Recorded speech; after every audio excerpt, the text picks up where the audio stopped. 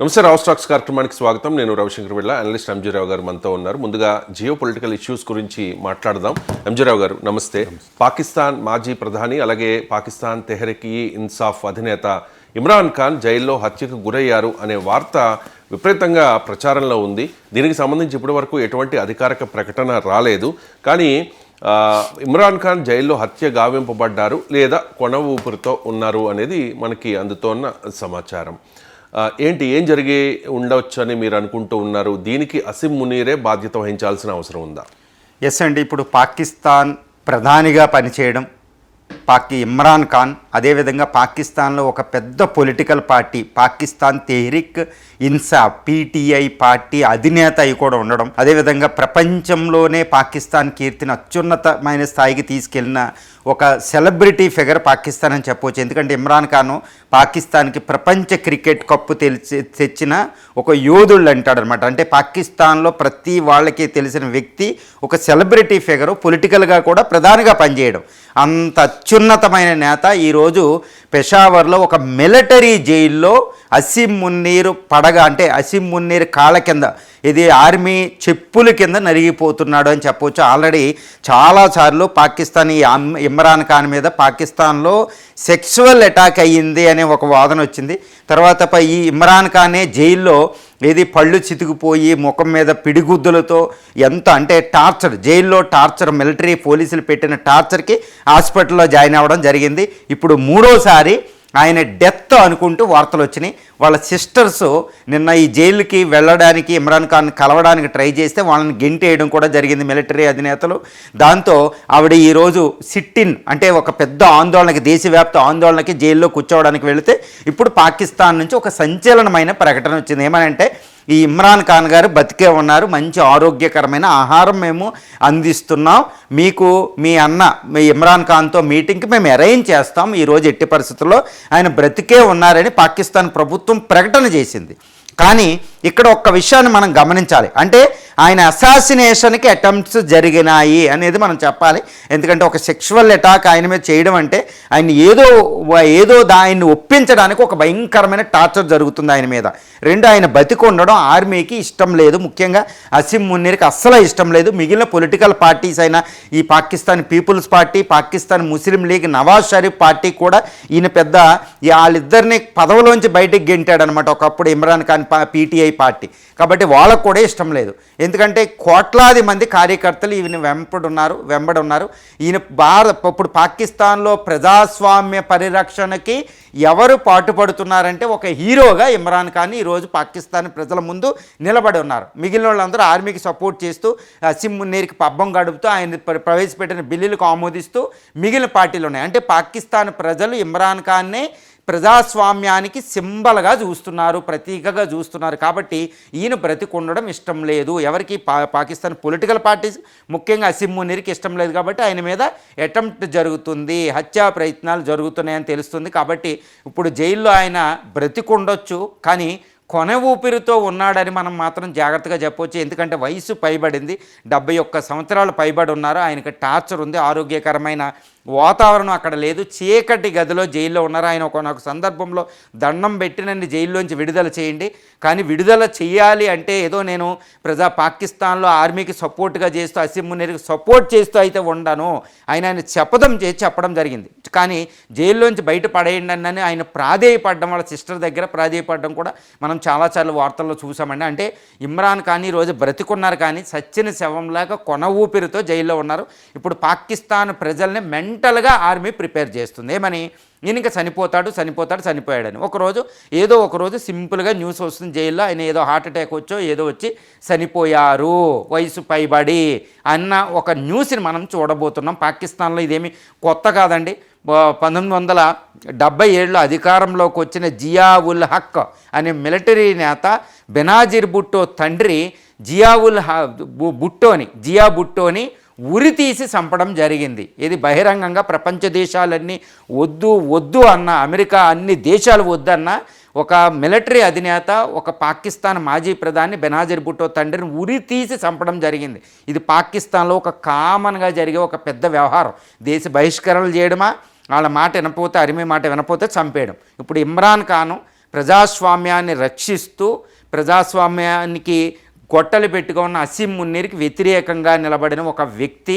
పాకిస్తాన్లో ఆయన్ని కోట్లాది మందిని పూజిస్తున్నారు. దానికి ఉదాహరణే ఈ నవంబరు 2వ తారీఖున చివరిసారిగా ఇమ్రాన్ ఖాన్ ఒక లెటరు బయటకు వచ్చింది. ఏమనంటే పాకిస్తాన్లో అసీం మున్నీరు ఆ రాజ్యాంగాన్ని భ్రష్టు పట్టించి, అంటే ఒక ఆర్మీ పాలనని కూప్ ద్వారా కాకుండా, అంటే తిరుగుబాటు కాకుండా రాజ్యాంగంపై తిరుగుబాటు చేసి అధికారంలోకి వస్తున్నాడు. అసీం మున్నీర్ మంచిది కాదు అని ఆయన ఒక స్టేట్మెంట్ ఇవ్వడం జరిగింది. 3 వారాల నుంచి ఆయన ఎలా ఉన్నాడో చెప్పలేదు. ఇప్పుడు పాకిస్తాన్ ప్రభుత్వం ప్రకటించింది ప్రజల తిరుగుబాటుకి భయపడి. ఏమని? ఆయన బ్రతికే ఉన్నాడు, మంచి ఆహారం అందిస్తున్నాం, మీకు మీటింగ్కి అరేంజ్ చేస్తామని. అంటే ఇమ్రాన్ ఖాన్ బ్రతికి ఉండొచ్చు, కానీ ఆయన సావుకు దగ్గరలో ఉన్నాడని తెలుస్తుంది. అసీం మునీర్ ఎట్టి పరిస్థితుల్లో కూడా ఇమ్రాన్ ఖాన్ బ్రతికి ఉండేలాగా చేయడు. దీనికి అమెరికా, చైనాలు సపోర్ట్ ఉన్నాయి. అసీం మునీర్ దానివల్ల ఆయన పైకి వెళ్ళిపోయాడు. మిగిలిన ప్రజాస్వామ్య పార్టీలైన ఇప్పుడు అధికారంలో ఉన్న షహబాజ్ షరీఫ్, పాకిస్తాన్ పీపుల్స్ పార్టీ ఇప్పుడు ప్రెసిడెంట్గా ఉన్న ఆయన ఇప్పుడు అసీం మున్నీర్కి కాళ్ళకు మడుగులు ఎత్తుతున్నారు. ఆయనకి లైఫ్ టైం అచీవ్మెంట్ ఇచ్చారు. ఇప్పుడు అసీం మున్నీరు ఇప్పుడు అధినేత అయిపోయారు ఆల్రెడీ పాకిస్తాన్కి. ఎందుకంటే పాకిస్తాన్ రాజ్యాంగానికి 27వ సవరణ చట్టం ద్వారా ఈయనకి లైఫ్ టైం ప్రమోషను, అదేవిధంగా ఫీల్డ్ మార్షల్ ప్రమోషన్ ఆల్రెడీ వచ్చేసింది. ఇప్పుడు military combined defence chief of defence staff promotion వచ్చింది. జీవితాంతం ఆయన అధికారంలో ఉంటారు. ఆయనకి టైం మొత్తం ఇమ్యూనిటీ, ఎటువంటి కేసులు ఆయన మీద పెట్టడం లేదు. జ్యుడిషియరీ కూడా మిలిటరీకి అనుబంధంగా వచ్చింది. పార్లమెంట్లో కూడా ఆయన తిరుగులేని నేత. అదే ఒక విధంగా చెప్పాలంటే ముషర్రాఫ్, జియావుల్ హక్, యాహా ఖాన్, ఆయూబ్ ఖాన్ల తర్వాత 5వ మిలిటరీ లీడర్గా పాకిస్తాన్లో ఆయన అవతరించాడు. కాబట్టి ఆయనకు అడ్డుగా ఉన్న ఎవ్వరు ఇమ్రాన్ ఖాన్ని బ్రతికి బట్టగట్టే అవకాశం, జైల్లోంచి వచ్చే అవకాశం ఇంకా ఆయనకి లేకుండా ఆల్రెడీ చేశారు. ఇంకా ఆయన కొన ఊపిరితో ఉన్నట్టే. కొన్ని వారాల్లో కూడా ఆయన సావు అనేది పాకిస్తాన్ ప్రజలు వినే అవకాశం ఉంది, ప్రపంచం కూడా వినే అవకాశం ఉంది. ఎంజీరావు గారు, అసీం మునీర్కు అలాగే షహబాజ్ షరీఫ్కు లేనంత క్రేజ్ ఇమ్రాన్ ఖాన్ ఉంది. ఇమ్రాన్ ఖాన్ హత్య చేయబడ్డారన్న వార్త రావడం, ఆ తర్వాత కొన ఊపిరితో ఉన్నారన్న ఒక ప్రచారం జరగడం, వీటన్నిటి మధ్య పాకిస్తాన్ ప్రజెంట్ అట్టుడుకుపోతోంది. ఇమ్రాన్ ఖాన్ మద్దతుదారులందరూ కూడా చాలామంది రోడ్లపైకి వచ్చి నిరసన వ్యక్తం చేస్తూ ఉన్న పరిస్థితి. సో ప్రజెంట్ అక్కడ పరిస్థితి ఎలా ఉంది? ఎస్ అండి, ఇప్పుడు పాకిస్తాన్లో ఇమ్రాన్ ఖాన్ పరిస్థితి ఎలా ఉంది అంటే, ఒక పక్కన అసీం మున్నీర్ వర్సెస్ ఇమ్రాన్ ఖాన్. ఎందుకంటే అసీం మున్నీరు ఈ 27వ పాకిస్తాన్ రాజ్యాంగానికి జరిగిన 27వ అధికరణ చట్టం ప్రకారం తిరుగులేని మిలిటరీ నేత, తిరుగులేని ఆర్మీ అధినేత అయిపోయారు. ఒక డిక్టేటర్ అక్కడ అయిపోయినట్టే లైఫ్ టైం. అంటే ఏదో చైనాలో జీ జిన్పింగ్ లైఫ్ టైం ఉన్నట్టు, రష్యాలో పుతిన్ గారికి లైఫ్ టైం ఉన్నట్టు, ఈరోజు పాకిస్తాన్లో ఈయన బ్రతుకున్నంత వరకే పాకిస్తాన్ అధినేత. ఇది మిలిటరీ కూప్ ద్వారా ఆల్మోస్ట్ రాజ్యాంగాన్ని భ్రష్టు పట్టించి వచ్చేసారు. కానీ ఆయనకు ఒకే ఒక అడ్డు ఎవరు అంటే, ఇప్పుడున్న ప్రధాని Pakistan People's Party, Pakistan Nawaz Sharif party అధినేత షహబాజ్ షరీఫ్ ఆయనకు అడ్డం చెప్పేవాళ్ళు లేరు. అదేవిధంగా బెనాజీర్ భుట్టో కొడుకు, బెనాజీర్ భుట్టో ఫాదరు, వాళ్ళందరూ హస్బెండ్ ఆయన ప్రెసిడెంట్గా ఉన్న ఆ పార్టీ అంటే పాకిస్తాన్ పీపుల్స్ పార్టీలు కూడా ఆయనకు వ్యతిరేకం కాదు. మిగిలిన ఏ పార్టీ కూడా ఆయనకు వ్యతిరేకం కాదు. కానీ ఇమ్రాన్ ఖాన్, పాకిస్తాన్ తెహ్రీక్ ఇన్సాఫ్ అధినేత ఇమ్రాన్ ఖాన్ ఆయనకి ఛాలెంజింగ్గా నిలబడిపోయాడు. ఎందుకంటే ఆయన జైల్లోంచి బయటపడితే ఆయన ప్రజాస్వామ్యం అంటూ పాదయాత్రలు చేస్తే, ఇది చేస్తే పాకిస్తాన్లో తిరుగుబాటు వస్తాయి. ఎందుకంటే అసీం మున్నీరు మొత్తం 25 కోట్ల మంది ఉన్న పాకిస్తాన్ జనాభాలో ఇప్పటికీ కూడా అధిక మెజారిటీ ఆఫ్ ది పీపుల్ ఎవరు అంటే ప్రజాస్వామ్యం ఉంటే బాగుండి అనుకుంటున్నారు. వాళ్ళ యాస్పిరేషన్స్కి ఊపిరి ఊదేది ఇమ్రాన్ ఖాన్ ఒక్కడే. కాబట్టి అలాంటి ఆయన జైల్లోంచి బయటకు వస్తే పాకిస్తాన్ ఆర్మీ అధినేతలకి కుదరదు, మిగిలిన పొలిటికల్ పార్టీస్ కుదరదు. కాబట్టి ఇమ్రాన్ ఖాన్ చనిపోవాలి. ఇమ్రాన్ ఖాన్ చనిపోవాలంటే ఆయన జైల్లో అలాగే ఆరోగ్యం క్షీణించి లేకపోతే టార్చర్ కోసం చనిపోవాలన్నమాట. అందుకనే అసీం మున్నీరు ఇమ్రాన్ ఖాన్ ఏ పరిస్థితి వచ్చినా ఆయనే బాధ్యుడు. అది ఈరోజు ఇప్పటికే ఇమ్రాన్ ఖాన్ చాలాసార్లు నాకు జైల్లో ఏదైనా అవుతే దానికి బాధ్యత వహించేది ఇమ్రాన్ ఖానే అని ఎవరో అసీం మున్నీర్ అని ఇమ్రాన్ ఖానే ప్రకటించారు ఎన్నో లెటర్ల ద్వారా.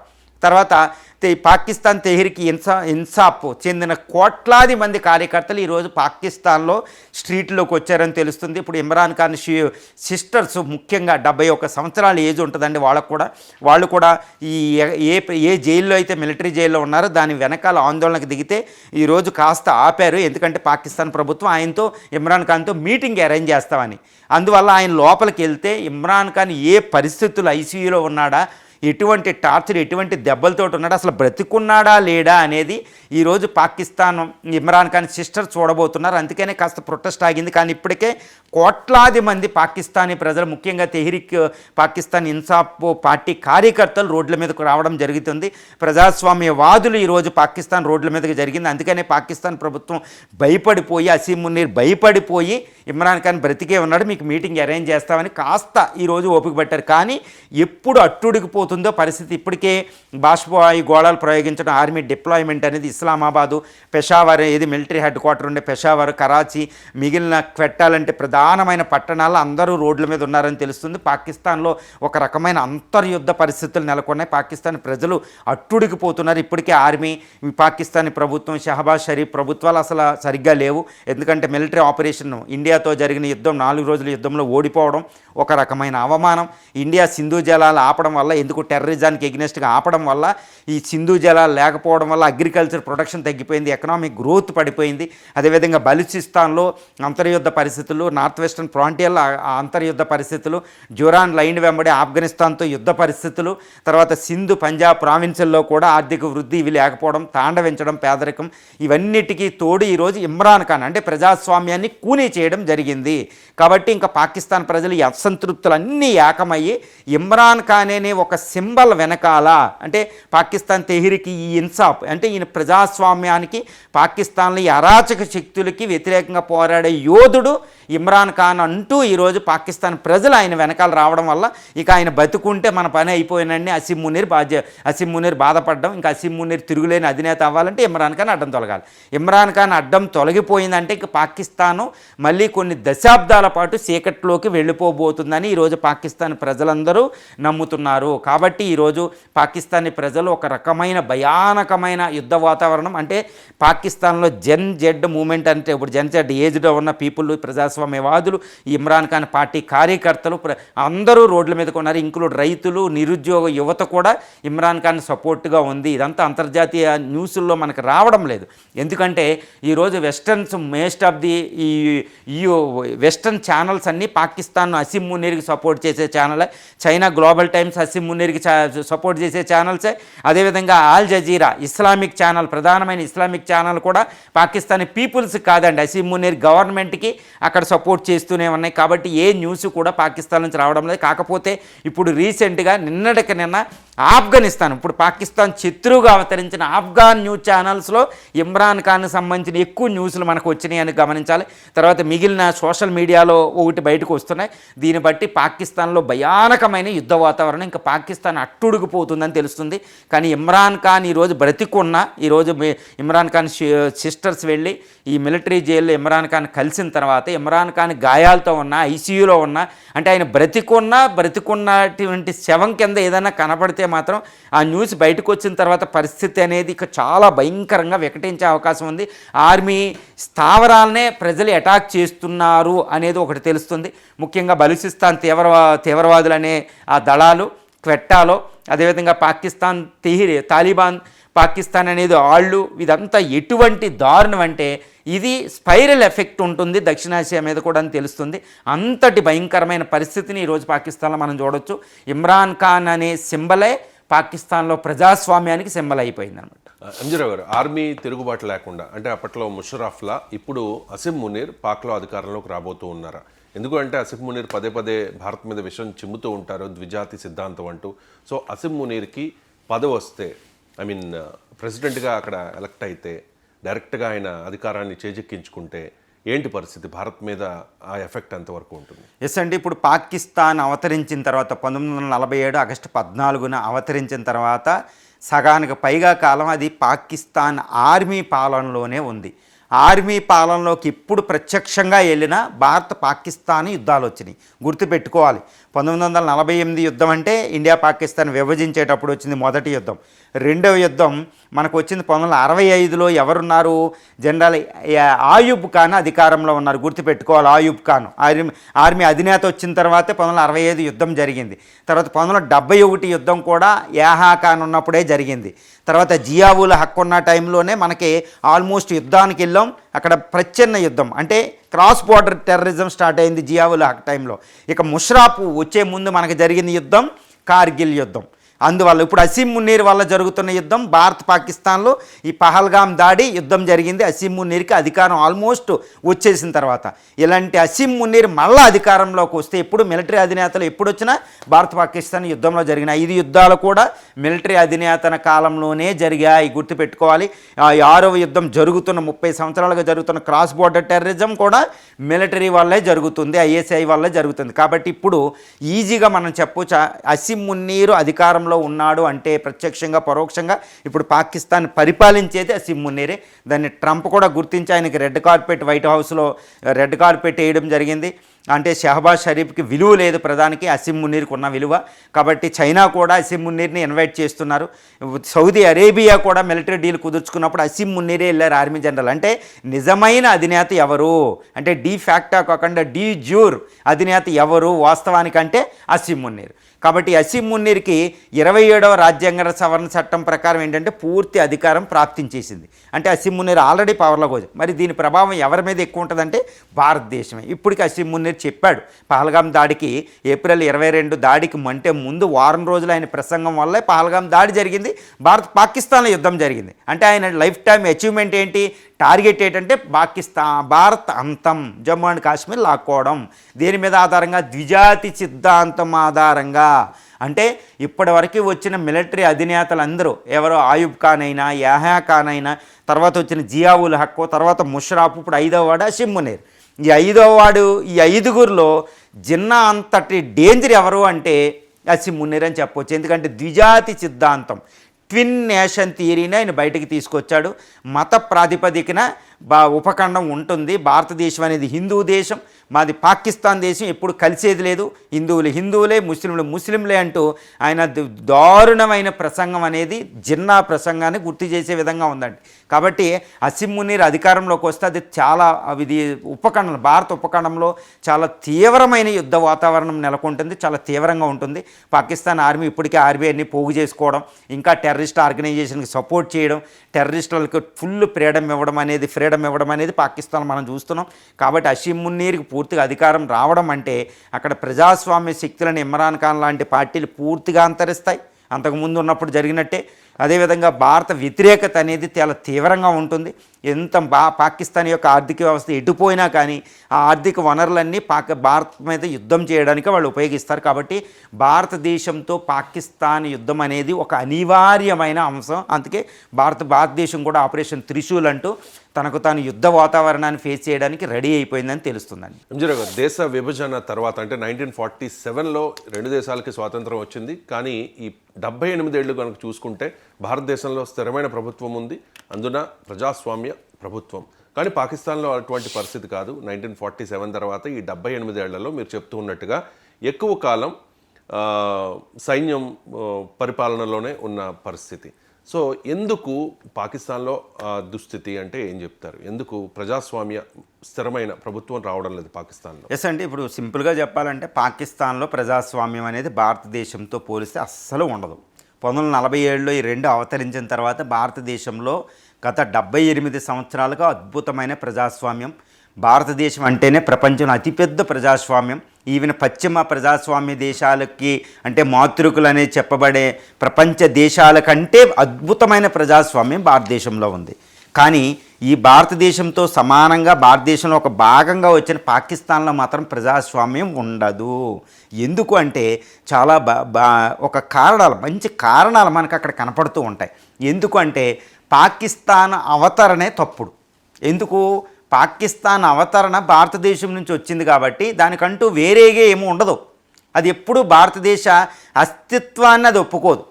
అందువల్ల దాని అవతరణే భారత అస్తిత్వాన్ని ఒప్పుకోకుండా వచ్చింది కాబట్టి దాని అస్తిత్వం నిలుపుకోవడానికి భారత వ్యతిరేకత అనేది అక్కడ ఎప్పుడూ ఉండాలి. అంటే భారత వ్యతిరేకతే ఆ రాజకీయాలకు ప్రాతిపదిక అవుతుంది. అక్కడ ఆర్మీ కానీ, పాకిస్తాన్ ప్రధానమైన పొలిటికల్ పార్టీ పిఎంఎల్, పాకిస్తాన్ ముస్లిం లీగ్ కానీ, పాకిస్తాన్ పీపుల్స్ పార్టీ కానీ ఏ పార్టీలు వచ్చినా ఈ భారత వ్యతిరేకత అనే దాని మీదే నడుస్తాయి. ఆర్మీ కూడా భారత వ్యతిరేకత మీదే నడుస్తాయి.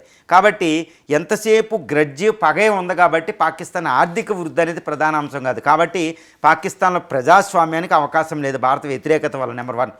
నెంబర్ 2 ఏంటంటే ద్విజాతి సిద్ధాంతం ఆధారంగా వచ్చింది. ఒక ప్రతి దేశానికి ఒక సైకాలజీ అనేది ఒకటి ఉంటుంది, ఫిలాసఫీ అనేది ఒకటి ఉంటుంది, ఒక తాత్వికత ఒకటి ఉంటుంది. ఈ తాత్వికత ఆధారంగా మానసిక పరిపక్వత ఉంటుంది. పాకిస్తాన్ మెంటల్లీ అంటే సైకలాజికల్గా, ఫిలసాఫికల్గా, తాత్వికంగా, మానసికంగా పాకిస్తాన్ అనేది ఎప్పుడూ కూడా పగతో రగిలిపోతూ ఉంటుంది. మతం వల్ల, సాందస్వాదం వల్ల రగిలిపోతూ ఉంటుంది. కాబట్టి మతమే ప్రాతిపదిక. ప్రజాస్వామ్యానికి మతం ప్రాతిపదిక అయిన ఒక దేశంలో ప్రజాస్వామ్యం బతకదు. రెండోది, అసలు పాకిస్తాన్ అనేది ఇస్లామిక్ దేశమైనప్పటికీ, ఇస్లామిక్ దేశమైన ఆయన ప్రకటించుకున్నప్పటికీ పాకిస్తాన్ ఆత్మ ఎక్కడుంది? ప్రతి దేశానికి ఒక ఆత్మ ఉంటుందండి. ప్రతి దేశానికి, చిన్న నుంచి పెద్ద దేశానికి కూడా ఆత్మ మీదే ఆధారపడి జాతీయత ఆధారపడి ఉంటుంది. మరి పాకిస్తాన్ ఆత్మను వాళ్ళు ఏమంటారు? పాకిస్తాన్ అనేది గుర్తుపెట్టుకోవాలి, ఇస్లామాబాద్ నుంచి ఈ కింద కరాచీ వరకే మొత్తం అది ఎక్కడుందండి? ఇండస్ వ్యాలీ బేసిన్, సింధు నాగరికత లోయలో ఉంది. హరప్పా, మొహంజదారో పట్టణాలు ప్రధానంగా ఇప్పుడు పాకిస్తాన్లో ఉండిపోయినాయి. హరప్పా, మొహంజదారో ఈ పట్టణాలన్నీ అంటే ఇండస్ వ్యాలీ బేసిన్లో సింధు నాగరికతకి అంటే ప్రపంచంలో అతిపెద్ద ప్రాచీన నాగరికత మూల స్థానంలో ఉండి కూడా పాకిస్తాన్ ఎప్పుడూ కూడా మా ఆత్మ సింధు నాగరికత కాదు, కానీ ఇస్లామిక్ మక్కా మదీనా దగ్గర ఉన్నది అంటది. అసలు పాకిస్తాన్కి మక్కా మదీనా ఇస్లామిక్ అనే రిలీజియన్ సంబంధం ఉందో తప్పితే మిగిలిన వాటిలో ఎటువంటి సంబంధం ఉండదు నాగరికత పరంగా. అంటే పాకిస్తాన్ ఆత్మ అనేది పాకిస్తాన్ దగ్గర ఉన్న ఇండస్ వ్యాలీ సివిలైజేషన్, ఇండియా దానికి ఉమ్మడిగా ఉంటే దాన్ని యాక్సెప్ట్ చేయకుండా మాకు అక్కడ ఉంది ఇస్లామిక్ పర్షియన్ దగ్గర అంటది అది. కానీ లేదు కదా. అంటే మన ఆత్మ మన శరీరంలో ఉన్నది వేరే వాడి శరీరంలో వెతుక్కుంటే అస్తిత్వం ఉంటుందా? అందువల్ల పాకిస్తాన్కి అస్తిత్వమే లేకుండా పోయింది ఈ రెండు. సో ఈ రెండు అంటే ఫిలసాఫికల్, తాత్వికంగా, మానసికంగా పాకిస్తాన్ అనేది తనకు తాను గుర్తించలేని పరిస్థితి. ఎప్పుడు మతం మీద ఆధారపడి ఇండియా యాంటీ ఇండియనిజమే అక్కడ ఉంటుంది. కాబట్టి అక్కడ రాజకీయ పార్టీలు బతకాలంటే యాంటీ ఇండియనిజం, భారత వ్యతిరేకతను పెంచి పోషించాలి. కాబట్టి ఎప్పుడు భారత వ్యతిరేకత అంటే భారతదేశంతో యుద్ధాలు, కాబట్టి వాళ్ళ శక్తి సరిపోదు. కాబట్టి ఎంతసేపు ఉన్నామనాలి దాన్ని పెట్టడం వల్ల ఆర్థిక వృద్ధి లేదు, కాబట్టి స్థిరత్వం లేదు, ఆర్థిక స్థిరత్వం లేదు, సామాజిక స్థిరత్వం లేదు, తాత్వికంగా అస్తిత్వం లేదు. కాబట్టి అది వెంటనే ఇంకెప్పుడు డీస్టెబిలైజ్ అయ్యి ఎప్పుడు స్థిరత్వం లేని ఒక పాకిస్తాన్ ఉంది. దానివల్ల ప్రజాస్వామ్యానికి అక్కడ అవకాశమే లేదు. పాకిస్తానీ ప్రజలు ప్రజాస్వామ్యవాదులే, గుర్తుపెట్టుకోవాలి. కానీ పాకిస్తాన్లో ఉన్న ఏ ఎస్టాబ్లిష్మెంట్ కూడా కాదు. అందుకే ఇప్పుడు వరకే రాజ్యాంగాన్ని మారుస్తూనే ఉన్నారు. ఇప్పటికే డజన్ల కొద్దీ రాజ్యాంగాలు వచ్చాయి కొత్తగా ఉన్నాయి. కానీ భారత రాజ్యాంగం చూడండి ఎంత స్థిరంగా ఉంటుందో. కాబట్టి భారతదేశంతో పోలికే లేదు. భారతదేశంతో ఎప్పుడూ స్నేహం కోరుకోకపోవడమే దాని యొక్క పరిస్థితికి, అధపాతాళానికి వెళ్ళడానికి ఒక రీజన్ అని చెప్పవచ్చు. ఇక పాకిస్తాన్ అనేది ప్రజాస్వామ్యం అనేది రావాలి అంటే మొత్తం ఎంటైర్ రివ్యాంప్ అయ్యి భారతదేశంతో సత్సంబంధాలు కలిగి ఉండాలి. కానీ దానికి అవకాశం ఉందా? కానీ లేనే లేదు. కాబట్టి పాకిస్తాన్ ఎప్పుడు ఫెయిల్డ్ స్టేట్, ఆర్థికంగా, సామాజికంగా, రాజకీయంగా, మానసికంగా, ముఖ్యంగా తాత్వికంగా అక్కడ స్థిరత్వం అనేది ప్రాప్తించడం అనేది అసాధ్యం, ఏదన్నా మిరాకిల్ జరిగితే తప్పితే.